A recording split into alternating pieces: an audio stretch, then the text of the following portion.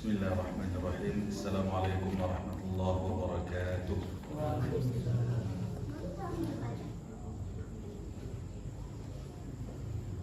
Innal hamdalillah nahmaduhu wa nasta'inuhu wa nastahdihi wa na'udzu billahi min shururi anfusina wa sayyiati a'malina. May yahdihillahu fahuwal muhtadi wa may yudlil falan tajida lahu waliyyan mursyida. Asyhadu an la ilaha illallah wahdahu wa asyhadu anna Muhammadan 'abduhu wa rasuluhu la nabiyya wa la rasula ba'dah. Allahumma la sahla illa ma ja'altahu sahla wa anta taj'alul hazna idza syi'ta sahla. Rabbi israh li sadri wa yassir li amri wahlul 'uqdatam min lisani yafqahu qawli. Alhamdulillah Bapak Ibu sekalian yang dirahmati Allah Subhanahu wa taala, kita bisa bertemu kembali dalam majelis ilmu kita. Mudah-mudahan Allah Subhanahu wa taala menjadikan ini sebagai amal soleh bagi kita semuanya. Amin ya rabbal alamin. Sebagaimana kita ketahui bahwasanya Ramadan hanya beberapa hari lagi, insyaallah. Mudah-mudahan Allah Subhanahu wa taala memberikan kita kesempatan lagi untuk bertemu dengan bulan ini, bertemu dengan bulan Ramadan yang sangat luar biasa ini. Dan ini merupakan harapan bagi setiap muslim untuk bertemu dengan bulan-bulan dan musim beribadah kepada Allah Subhanahu wa taala, karena disitulah letaknya kemuliaan seorang hamba pada saat dia tunduk dan patuh kepada Allah Subhanahu wa taala. Tidak ada nilainya kita ini kalau kita ini tidak tunduk dan patuh kepada Allah.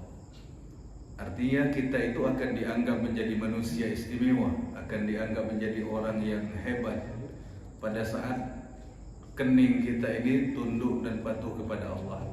Kening kita ini kita gunakan untuk sujud kepada Allah Subhanahu wa taala. Dan inilah yang selalu kita upayakan dan selalu kita berpikir untuk hal itu. Pada saat kita beribadah kepada Allah dan kemudian dimudahkan oleh Allah, maka itu sebuah kebahagiaan bagi kita. Dan pada saat waktu tahajud tiba, kita bangun tapi kita tidak sholat. Barangkali kita berpikir, kenapa tidak sholat? Ada gitu Pak ya? Udah bangun ya, cuman pipis saja habis tidur lagi. Padahal udah jam 3, udah menjelang subuh. Nah, kita kadang berpikir, kenapa bisa seperti itu? Dulu ada seorang ulama yang Hasan al-Basri. Imam Hasan al-Basri ini ulama besar dan beliau juga pendiri mazhab. Beliau ini dididik dan disusui oleh Ummu Salamah, istri Nabi. Makanya orang kadang-kadang agak sulit membedakan hadis Nabi dengan perkataan Imam Hasan al-Basri, saking miripnya.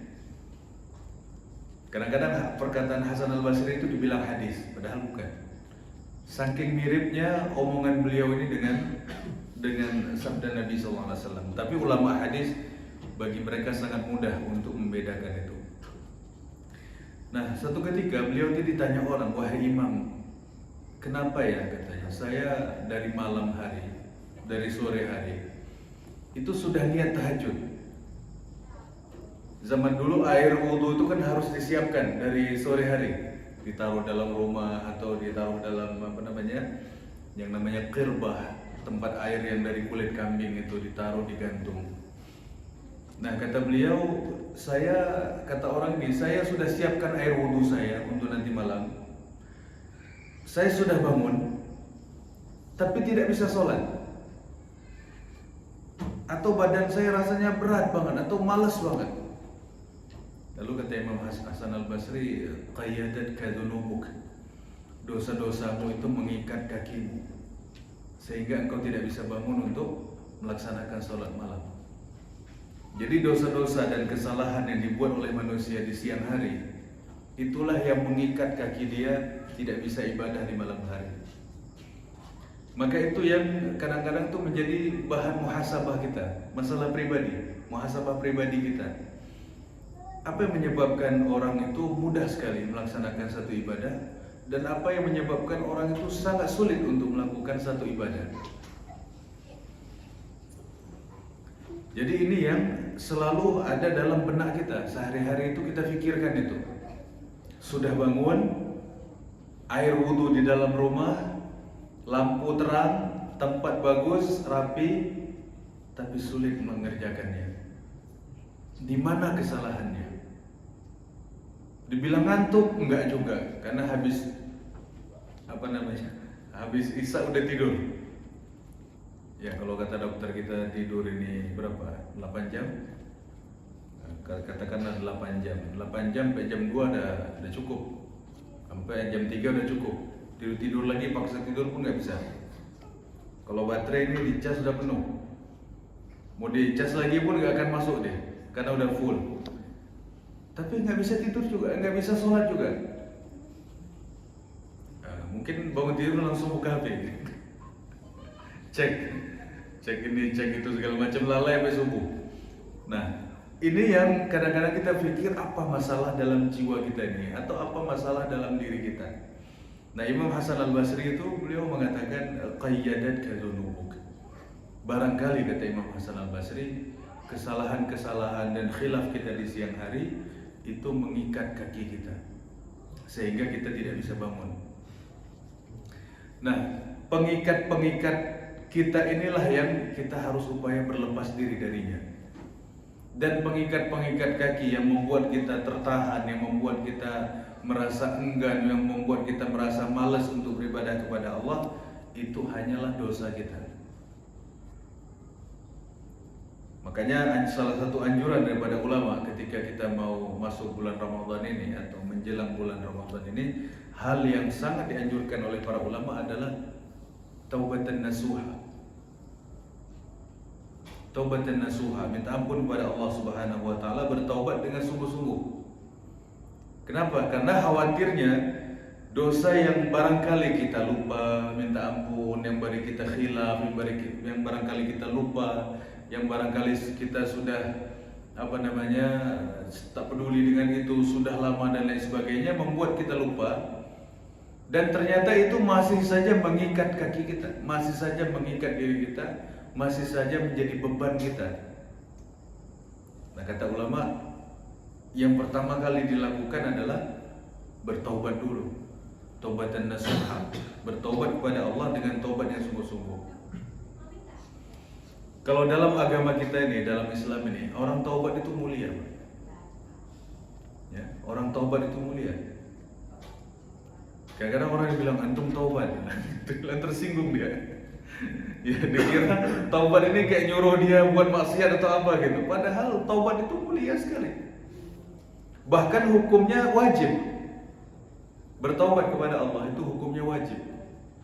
Nah, setiap perihal wajib yang dikerjakan manusia itu dapat pahalanya, dan pahalanya besar.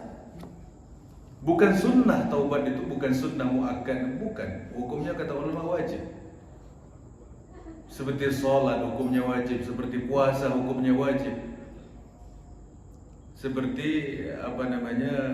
haji bagi yang mampu hukumnya wajib. Mengerjakan pekerjaan yang wajib itu adalah sebaik-baik ibadah. Maka kata Nabi dalam satu hadis qudsi, kata Nabi, hal yang terbaik yang digunakan manusia untuk mendekatkan dirinya kepada Allah adalah mengerjakan pekerjaan yang wajib. Terbaik, paling afdal. Lalu kata Nabi, apabila dia telah mengerjakan yang wajib, setelah itu dia mengerjakan hal-hal yang sunnah, maka Allah akan mencintai dia. Tapi yang pertama disebut apa? Ibadah yang paling afdal yang digunakan manusia untuk mendekatkan dirinya kepada Allah adalah ibadah yang wajib. Nah, setelah itu kata Nabi, kalau yang wajib telah dilaksanakan, lalu dia ikuti dengan ibadah-ibadah yang sunnah, maka Allah akan mencintai dia. Allah akan sayang sama orang itu. Kalau kita disayang Allah, atau seseorang disayang Allah, apa ininya? Istimewanya. Kata Nabi, wa in, dalam hadis qudsi ya, kata Allah, wa in sa'alani la'utiyanna. Kalau dia minta kepadaku pasti aku kasih, kata Allah. Wala in ista'adzani la'u'idhanna. Kalau dia meminta perlindungan kepadaku dari hal yang buruk, dari musibah, dari penyakit, dari perkara yang menakutkan, pasti akan aku lindungi, kata Allah. Kemudian seluruh gerak-gerik tubuh kita ini bergerak atas bimbingan Allah. Kata Nabi dalam hadis qudsi, kalau dia melihat dengan bimbingan Allah. Kalau dia melangkah dengan bimbingan Allah. Kalau dia memegang, menyentuh sesuatu, dia sentuh dengan bimbingan Allah. Istimewanya orang yang dicintai oleh Allah Subhanahu wa taala. Tapi jalan yang pertama kali adalah dengan cara mengerjakan perkara yang wajib. Ya, jadi nggak ada cerita kalau dibilang ini saya dicintai Allah tapi nggak sholat. Kazab, ini penipu, ya, penipu. Karena kita lihat Rasulullah SAW, manusia yang paling mengenal Allah, yang paling dicintai Allah, hal yang pertama yang beliau kerjakan adalah yang wajib dulu. Nah, makanya tadi kita sebutkan bahwasanya hal yang terbaik yang dianjurkan oleh para ulama adalah yang pertama adalah taubatan nasuha. Bertaubat kepada Allah Subhanahu wa taala. Kita nggak tahu. Barangkali ada yang kita sengaja, ada yang tidak kita sengaja. Ada yang kecil, ada yang besar. Kita nggak tahu. Yang Maha tahu realnya berapa, jumlahnya berapa, besar kecilnya, terhapus atau belum, hanya Allah. Dan itu rahasia antara kita dengan Allah. Makanya kita lihat dulu para sahabat, kalau taubatnya diterima Allah tuh seneng banget. Ada 3 orang yang tidak ikut perang. Itu musim panas. Kalau tidak salah saya perang Tabuk. Sangat panas, musim kemarau. Bahkan Rasulullah tidak mengizinkan beberapa orang untuk ikut dalam perang itu. Kenapa? Karena nggak ada kendaraan. Karena satu kendaraan itu sudah nebeng di situ 3-4 orang. Caranya gimana? Kan nggak bisa boncengan unta itu. Nggak bisa boncengan rame-rame maksudnya. Bukan seperti mobil. Jadi caranya naik dulu, satu orang jalan dulu 3 kilo, nanti gantian, naik kawannya lagi 3 kilo, yang lainnya jalan. Nah ini udah kebanyakan orang, kata Nabi, kamu nggak usah ikut deh. Kenapa? Nggak ada kendaraannya. Yang nggak bisa ikut ini nangis. Kemudian ada ternyata 3 orang itu sengaja nggak ikut. Akhirnya di tengah jalan Rasulullah nanya, mana fulan? Rasulullah sibuk dunia kayaknya itu. Sibuk urusan dunia. Karena kalau di Arab musim panas lagi musim panen kurma. Lagi musim enak-enaknya itu. Orang istirahat di kebun-kebun, ya, di mata air segala macam. Lalu Rasulullah bertanya lagi, mana fulan, Hilal bin Umayyah, lagi di mana orang-orang itu. Tanya, ada 3 orang disebut. Nah, setelah pulang dari perang, Rasulullah marah sama 3 orang ini. Nggak mau bicara, nggak mau melihat. Dan Rasulullah memerintahkan kepada seluruh sahabat, jangan temui dia, jangan jawab salamnya, jangan interaksi dengan dia. Istrinya suruh pisah. Nggak disuruh cerai, tapi suruh pisah. Saking marah Rasulullah kepada 3 orang sahabatnya. Begitu terus, dia di Madinah tuh seperti di negara lain. Nggak ada yang mau bicara dengan dia, nggak ada yang ngobrol sama dia, dilarang sama Nabi. Kemudian setelah berjalan beberapa waktu, sudah 1 bulan, barulah turun ayat yang menyebutkan bahwasanya Allah menerima taubat mereka. Mereka bertobat kepada Allah. Ada satu sahabat itu yang udah tua. Rasulullah, ini istri saya disuruh pisah, gimana ceritanya? Apakah saya suruh cerai? Nabi diam aja. Rasulullah, bagaimana engkau lihat aku ini udah tua, nggak ada yang bisa masakin aku, nggak ada yang bisa cuci bajuku, katanya. Gimana saya harus kayak gini hidup, susah saya, katanya. Nah, kemudian pada akhirnya turunlah ayat di dalam surat At-Taubah itu menyebutkan bahwasanya Allah mengampuni dosa mereka. Apa yang mereka lakukan? Saking senengnya itu dengar berita kalau dosa mereka diampuni Allah, itu baju yang dipakai dikasih orang, Pak. Saking senengnya, tanda syukur kepada Allah. Nggak punya harta, fakir, nggak punya duit. Yang punya apa? Cuman punya baju ini lah. Dibuka bajunya dikasih orang. Ini katanya, kenapa? Hadiah dariku, katanya. Aku senang. Kenapa? Dosa aku diampuni Allah. Dosa nggak berangkat perang itu tadi di zaman Nabi. Artinya orang dulu itu kalau dosanya diampuni Allah itu bahagia setengah mati, luar biasa. Dan kita pun mestinya demikian. Manusia ini pasti khilaf, pasti ada salahnya, pasti ada alfanya dan lain sebagainya. Nah, maka jemaah sekalian dirahmati Allah, yang dianjurkan oleh Rasulullah, yang dianjurkan oleh para ulama, kita menghadapi Ramadan ini kita taubatan nasuha. Kita minta ampun terhadap kesalahan-kesalahan kita, supaya ragam ibadah di dalam Ramadan itu bisa kita kerjakan dengan mudah dan kita tidak diikat oleh kesalahan sebelumnya. Nah, seperti kata Hasan Al-Basri tadi, kita sulit melakukan ini, sulit melakukan itu, bisa jadi karena kita masih diikat dengan kesalahan-kesalahan kita. Nah, kemudian hal yang kedua yang dianjurkan oleh para ulama adalah kita kembali kepada Quran. Bahwasanya Quran yang ada pada diri kita ini harus kita akrabi lagi. Interaksi kita dengan Quran ini harus lebih kuat lagi. Yang barangkali kita hatam setahun sekali aja, dan itu pun Ramadan, ya barangkali. Ada orang yang bisa hatam tiap bulan 1 kali, ada yang 1 bulan bisa 4 kali, ada yang 3 kali. Rezeki Allah berikan masing-masing orang. Nah, ini kesempatan kita untuk lebih fokus lagi dan dekat lagi kepada Al-Quran. Imam Ahmad bin Hanbal ketika Ramadan datang, itu majelis taklimnya tutup. Beliau ini mengajar, berfatwa, menulis, dan menjelaskan pelajaran, menjelaskan kitab-kitab ini. Tapi begitu Ramadan tiba, beliau tutup semua nih. Semua majelis taklim yang beliau punya tutup. Katanya apa? Kata Imam Ahmad apa? Hadza syahrul Quran, irji'u ila Qur'anikum. Ini adalah bulan Quran, hendaklah kalian kembali kepada Quran kalian masing-masing.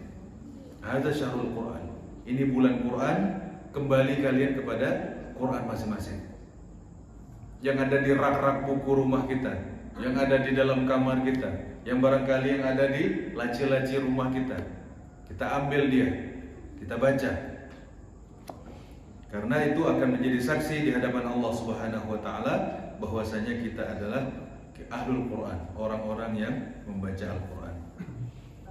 Nah, makanya kita lihat ya, kalau yang sering kita dengar Imam Syafi'i luar biasa. Imam Syafi'i 1 hari bisa hatam 1 kali. Ya, 1 hari hatamnya 1 kali. Itu di luar Ramadan, Pak. Kalau di dalam Ramadan beliau 1 hari hatamnya 2 kali. Ya. Kalau jemaah masjid ini berapa kali kira-kira?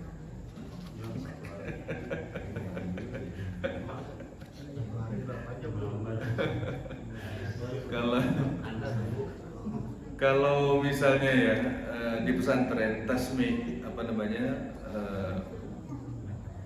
storin hafalan Quran itu kalau mulai habis subuh asar udah selesai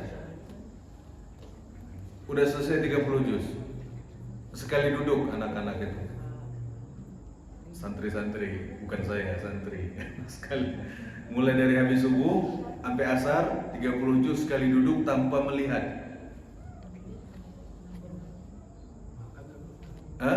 Istirahatnya cuman sholat sama makan siang. Istirahatnya. Nah, maksudnya kalau dihitung, kalau dalam sejarah itu disebutkan murid daripada Imam Syafi'i namanya Rabi' bin Sulaiman, itu katanya Imam Syafi'i kalau bulan Ramadan hatam 2 kali. Maksudnya itu kalau kita hitung waktunya cukup. Kalau santri dari habis subuh sampai asar selesai. Itu sekali. Berarti malamnya tinggal sekali lagi. Dan memang tidurnya gimana? Tidurnya kalau ahli Quran ini ajaib lah. Mereka tidur tapi waktunya sedikit tapi barokahnya banyak. Kualitas. Yang masalah nih kita nih, ya. Waktu banyak tapi nggak tahu untuk apa. Ya. Jadi kalau ahlul Quran itu waktunya berkah, Pak. Waktu mereka berkah. Waktunya sama-sama 24 jam, tapi banyak hal yang mereka bisa kerjakan. Kita ini 24 jam tapi nggak tahu apa yang kita buat. Inilah itulah. Ya, ngopi. Bosan dikit keluar ke sana, keluar mutar jalan sore-sore, nggak tahu. Ya. Itulah memang bedanya. Maka mudah-mudahan kita ini melatih, ya, kita melatih jiwa. Mudah-mudahan di Ramadan kali ini kita bisa lebih dekat lagi dengan Al-Quran. Kalau yang belum bisa gimana? Belum bisa, pelan-pelan cari guru. Ya. Pelan-pelan cari guru. Ada imam masjid, ada bisa berguru sama beliau. Tapi insya Allah semuanya nanti akan dimudahkan oleh Allah Subhanahu Wa Taala. Amin ya Rabbal Alamin. Karena dalam surat Al-Qamar itu Allah menyebutkan walaqad yassarna al-Qur'ana lidzikri fahal min muddakir. Telah kami mudahkan Al-Qur'an itu untuk dijadikan pelajaran. Allah bertanya, adakah orang yang mau menjadikan dia sebagai pelajaran? Artinya Allah sudah kasih mudah, tinggal Allah bertanya, ada yang mau enggak? Ada yang mau menjadikan dia sebagai pelajaran atau tidak? Tapi Allah sudah memberikan kemudahan untuk orang mempelajari Al-Quran itu. Nah, maka sungguh luar biasa ulama-ulama terdahulu, mereka berupaya di bulan Ramadan ini, karena bulan Ramadan adalah bulan diturunkannya Al-Quran. Nah, karena bulan ini diturunkannya Quran, maka sudah sepantasnya kita menjadikan ini sebagai salah satu agenda penting kita di dalam bulan Ramadan ini. Kita puasa di siang hari, kemudian malam harinya kita tilawah, atau siang harinya kita tilawah. Kata Nabi dalam hadis, Quran dan puasa dua-duanya memberi syafaat. Al-Quran was-siyam yashfa'an yaumal qiyamah. Quran dan puasa keduanya memberikan syafaat. Kata puasa, ya Rabb, selamatkan orang ini. Kenapa? Karena dia di siang hari menahan haus, menahan lapar, menahan syahwatnya. Selamatkan dia. Lalu Quran datang, ya Rabb, selamatkan orang ini. Emang kenapa? Ya, Allah Maha tahu, tapi Allah ingin ngajak dialog. Kenapa? Kata Quran apa? Ya Rabb, aku menghalangi dia untuk tidur di malam hari. Akulah yang membuat dia tidak tidur di malam hari. Dia membaca aku. Dia tilawah Quran. Makanya ini akan menjadi saksi. Apa yang kita pegang, apa yang kita baca akan menjadi saksi pada hari kiamat nanti, dan keduanya akan datang di hadapan Allah untuk membela orang-orang yang membacanya pada ketika mereka di dunia. Bahkan dalam hadis yang lain kata Nabi, Iqra'ul Quran fa innahu ya'ti yaumal qiyamah syafi'an li ashabi. Bacalah Al-Quran, karena pada hari kiamat nanti Quran akan datang memberikan syafaat kepada orang-orang yang membacanya. Jadi selain syafaat Nabi, kita bisa dapat syafaat Al-Quran, kita bisa dapat syafaat puasa, dan syafaat-syafaat yang lainnya. Nah, kemudian yang berikutnya yang dianjurkan oleh para ulama adalah al-jud fi Ramadan, bersikap dermawan di bulan Ramadan. Ya, jadi kalau bentar lagi muncul iklan Ramadan Karim, ya Pak ya, sama sirup. Kalau udah ada sirup di tempat-tempat toko, itu tandanya mau puasa. Nah, kalau disebut Ramadan Karim, Karim ini apa artinya? Karim ini artinya ada orang bilang mulia. Memang betul. Quranul Karim, Quran yang mulia. Tapi juga makna Karim itu adalah dermawan. Karim ini suka ngasih. Kalau ngasih itu nggak tahu tanggung, itu namanya Karim. Ada orang punya sifat suka memberi. Misalnya kita datang ke rumah dia, dikasih ini, dikasih itu, macam-macam. Nah, orang ini kita bilang tuh orang karim banget deh. Ya. Ini orang karim. Artinya dia gampang ngasih. Nah, Ramadan ini karim. Kita amalkan satu, dikasih pahala banyak. Baca satu huruf dikasih 700. Beramal ini dikasih sekian kali lipat. Saking banyaknya dia memberi kepada manusia balasan-balasan, imbalan-imbalan yang begitu banyak, maka disebutlah namanya Ramadan Karim. Nah, jangan sampai Ramadannya karim, orangnya gak karim. Ya. Harus dua-dua nih. Ramadannya karim, orangnya juga karim. Senang memberi. Memberi kepada siapa? Memberi kepada siapa saja. Memberi kepada orang yang berpuasa, ya, memberi kepada orang-orang yang membutuhkan. Yang paling afdal adalah orang-orang yang masih ada hubungan kerabat dengan kita, keluarga-keluarga kita. Karena kata Nabi, memberikan pemberian kepada karib kerabat kita itu pahalanya dua, pahala sedekah sama pahala silaturahim. Jadi dapat double. Nah, kalau misalnya di antara mereka sudah berkecukupan, baru kita berikan kepada yang lain. Tetangga dekat, tetangga jauh, sahabat, mu'allaf, dan seterusnya. Tapi yang harus kita utamakan adalah keluarga kita. Karena pahalanya luar biasa memberikan kepada keluarganya. Nah, kemudian seperti yang sudah ditumpuk di depan itu, ada sirup, ada minuman Pak ya, dan ntar lagi kurma insyaallah ya, dan lain-lain.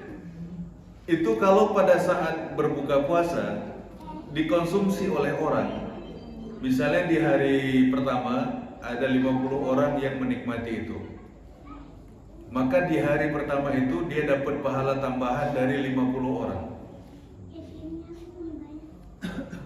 Ya, di hari kedua dikonsumsi lagi sama orang, dinikmati lagi sama orang.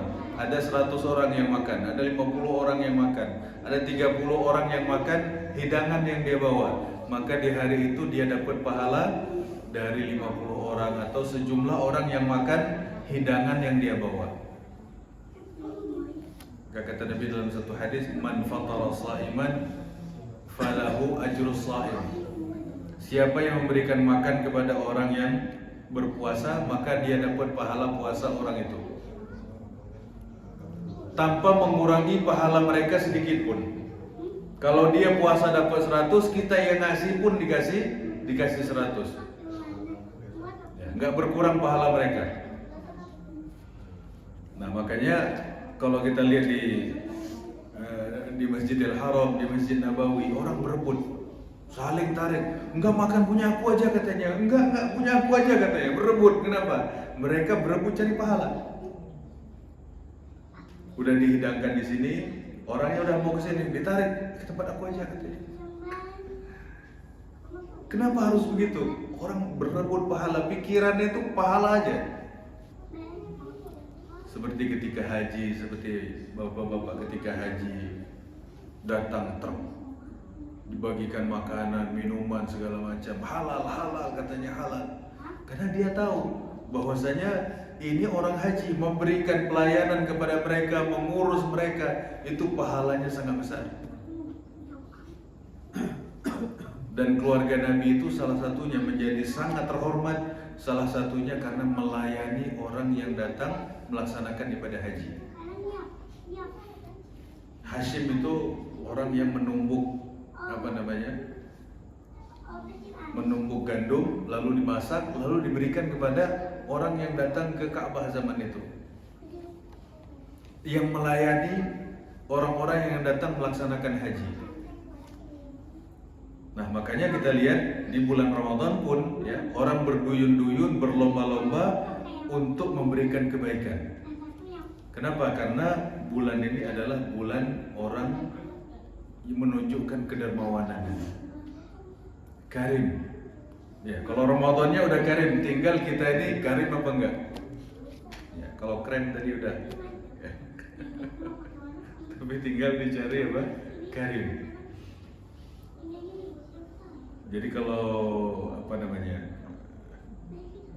kalau dulu ada iklan di sepanjang Cibubur ini, beberapa tahun lalu, tulisannya jangan ditahan, masih ingat mungkin bapak-bapak. Maksudnya kalau selama Ramadan ini jangan ditahan-tahan, kalau mau amal soleh aja, kalau mau sedekah aja, mau infak aja, jangan sampai ditahan-tahan.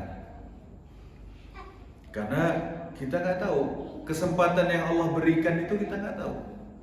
Mudah-mudahan berulang terus sepanjang tahun, mudah-mudahan berulang terus sepanjang masa.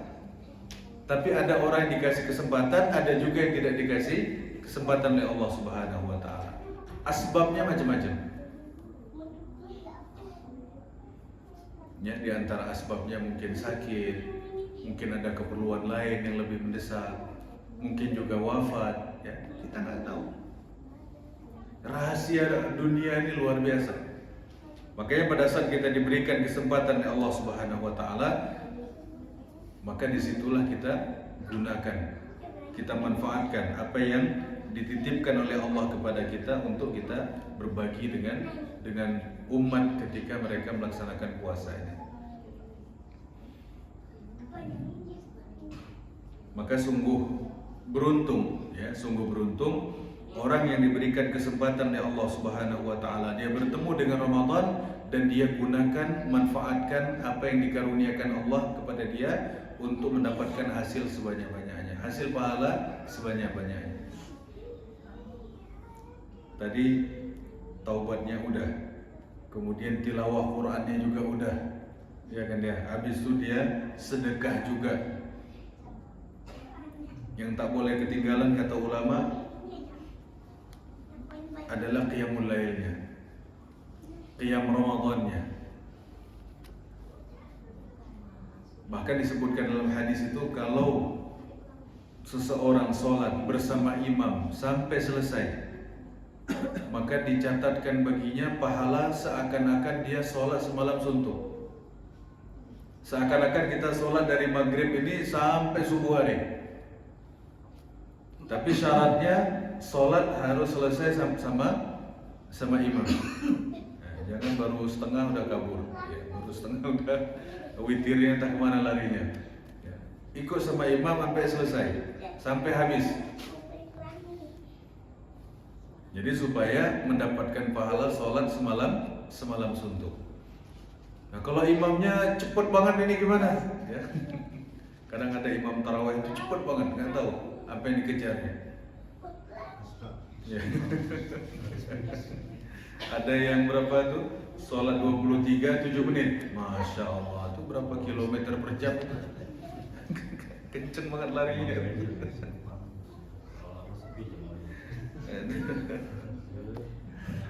Jadi kalau lama-lama sepi ya. Komplain ya.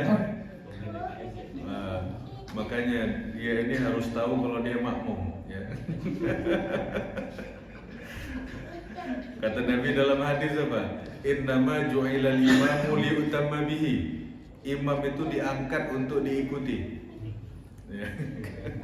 Fa idza kabbara fakabbiru, kata Nabi. Kalau imam itu takbir maka takbirlah. Kalau dia ruku farka'u. Kalau dia ruku rukulah. Kalau dia sujud sujudlah. Jadi memang imam ini dicari untuk diikuti. Ya.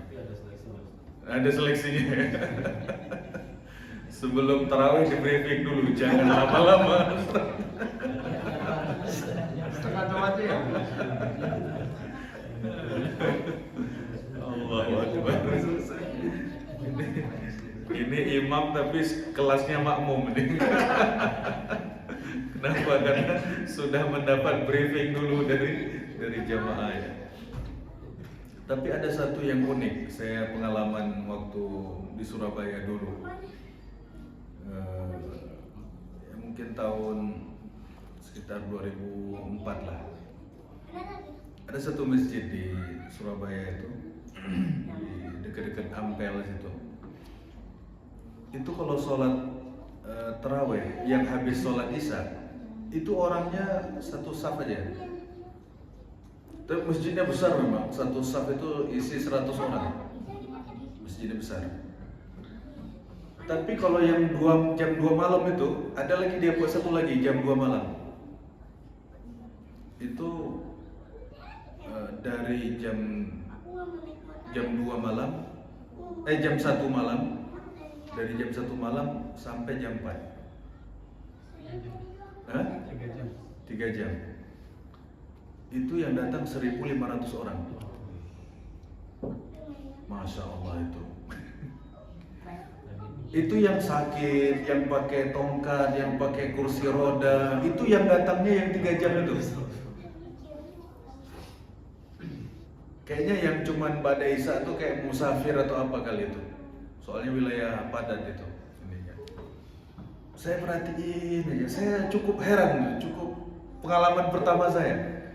Masya Allah ini orang, kan kelihatan orang masuk ya, ada orang udah sepuh bawa tongkat, terus ada yang didorong anaknya pakai kursi roda. Itu milihnya yang tengah malam itu. Satu rakaat itu mungkin sekitar satu kali salam tuh setengah jam lah. Tapi istirahatnya 5 menit. Habis assalamualaikum itu istirahat 5 menit. Mau minum, mau makan, mau ngeteh dulu silakan, disediain semuanya. Di belakang ada makanan, minuman semua lengkap.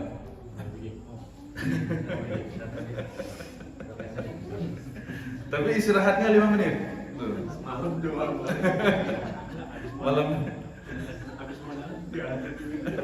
Habis itu hilang semua.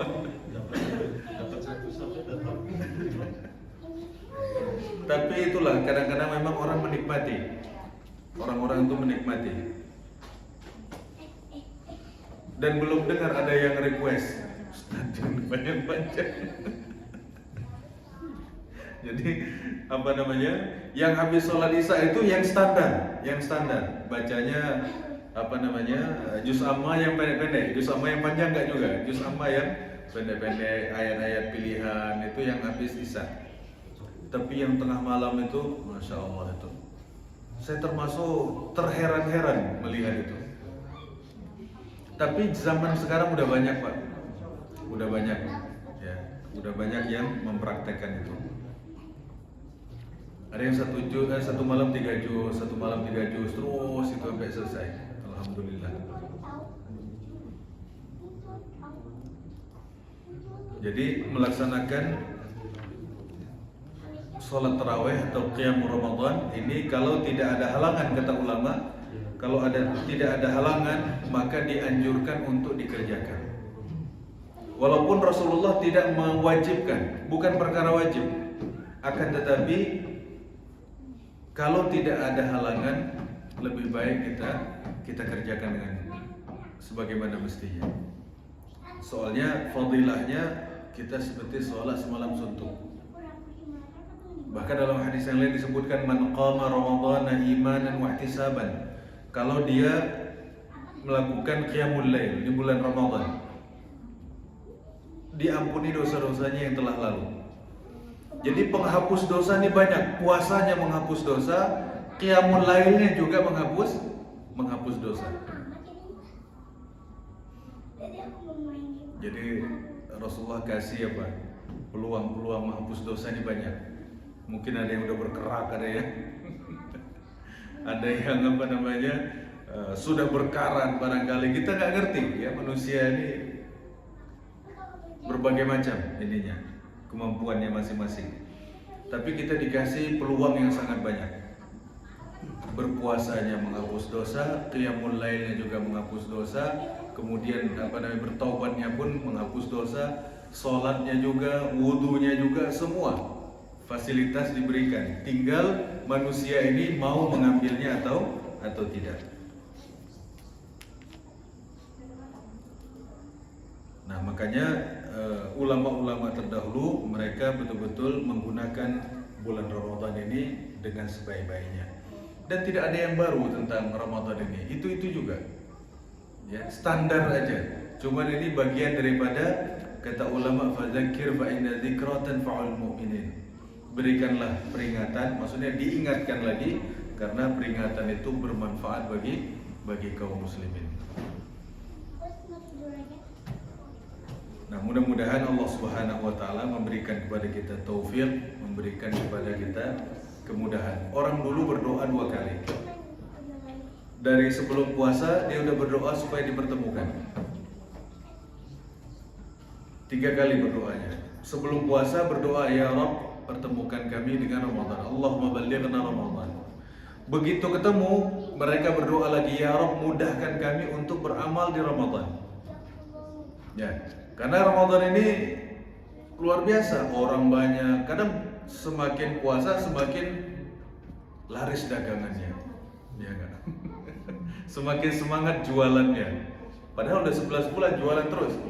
Ya, tapi begitu datang ini lebih semangat lagi jualannya. Karena godaannya di situ. Jadi berdoa supaya ketemu, setelah ketemu berdoa lagi supaya diberikan kemudahan untuk beramal. Nah, kemudian yang ketiga, mereka berdoa lagi, ya Rabb, tolong terima seluruh amal soleh yang pernah kami kerjakan di Ramadan itu. Bahkan dalam doa yang ketiga ini, para ulama itu takut. Orang-orang soleh terdahulu itu sangat takut, ya, takut mereka tidak diterima amalnya. Maka setelah mereka beribadah kepada Allah, yang menjadi PR berikutnya adalah mereka berdoa, ya Rabb, terima sedekah saya, terima sholat saya, terima tilawah Quran saya, terima qiyamul lail saya. Itu semua mereka minta kepada Allah Subhanahu wa taala setelah mereka beramal soleh. Ya, jadi kalau kita habis Ramadan, begitu kita dengar takbir udah lupa kita. Alhamdulillah udah selesai katanya. Nah, padahal ada satu yang tidak dilewatkan oleh para ulama, yaitu meminta kepada Allah agar Allah mengabulkan atau menerima semua amal soleh yang dikerjakan selama Ramadan. Udah azan? 1 menit lagi. Hah? Ya. Nah, jadi tinggal kita amalkan. Tilawahnya tentukan masing-masing. Jangan nunggu, kadang orang nunggu ntar aja kalau udah agak 10 akhir, ya kan, baru kita gas nih. Wah, itu udah wassalam lah itu. Kalau dari awal dia tidak setting ini, maka yang akhir itu semakin berat. Apalagi kena mudik, kena ini, kena itu, udah semakin susah. Hah? Belum lagi belanjanya kan, banyak godaan tuh kalau akhir-akhir. Tapi kalau udah dia setting dari awal Ramadan tuh dia sudah setting, pokoknya saya sehari 3 juz misalnya. Kalau sehari 3 juz, insya Allah bisa 3 kali hatam. Nah, kalau dari awal dia udah setting itu, tinggal dia jagain itu supaya sehari bisa dapat 3 juz. Kalau settingannya sehari 1 juz, berarti insya Allah sekali. Tergantung orang settingnya berapa. Jadi gigi berapa di awal Pak? Ya. Gigi 1 ya.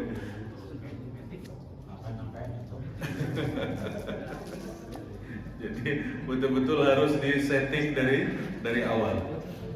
Insya Allah kalau settingnya bagus, tinggal dijaga aja tuh, tinggal dijaga dapat. Kadang-kadang orang cita-cita banyak, insya Allah dapat sekian, insya Allah dapat sekian. Tapi kalau nggak dimulai dari awal dengan sungguh-sungguh, nggak akan dapat. Kasih target ya. Kasih target pribadi kita aja.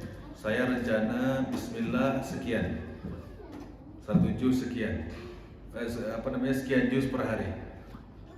Kapan teknisnya gimana? Teknis masing-masing. Kalau di masjid ini misalnya banyak orang kenal, nanti dicolek sana, dipanggil sana, lari ke masjid yang nggak dikenal orang. Duduk di situ ngaji, ya enggak? Kadang-kadang kalau duduk di masjid yang kita dikenal orang, datang fulan, assalamualaikum. Datang fulan, nanya ini, nanya itu, akhirnya kita sibuk sendiri. Ngopi dulu katanya. Udah ada lewat bakso, panggil bakso, sini dulu duduk makan bakso. Akhirnya bisa juga teknisnya bebas ya. Lari ke kota wisata, lari ke mana gitu kan ya. Duduk di sana ngaji. Ya itu masing-masing teknisnya, atau di rumah juga bisa. Nah, ini beberapa hal yang sangat dianjurkan oleh para ulama, dan hal ini dijadikan sebagai ibadah favorit oleh para ulama ketika mereka di bulan Ramadan. Mudah-mudahan kita diberikan kesempatan dan kemudahan oleh Allah Subhanahu wa taala untuk mendapatkan amal soleh tadi. Amin ya rabbal alamin. Demikian yang dapat saya sampaikan. Kita tutup dengan kafaratul majlis. Subhanaka Allahumma bihamdika asyhadu an la ilaha illa anta astaghfiruka wa atubu ilaik. Assalamualaikum warahmatullahi wabarakatuh. Waalaikumsalam.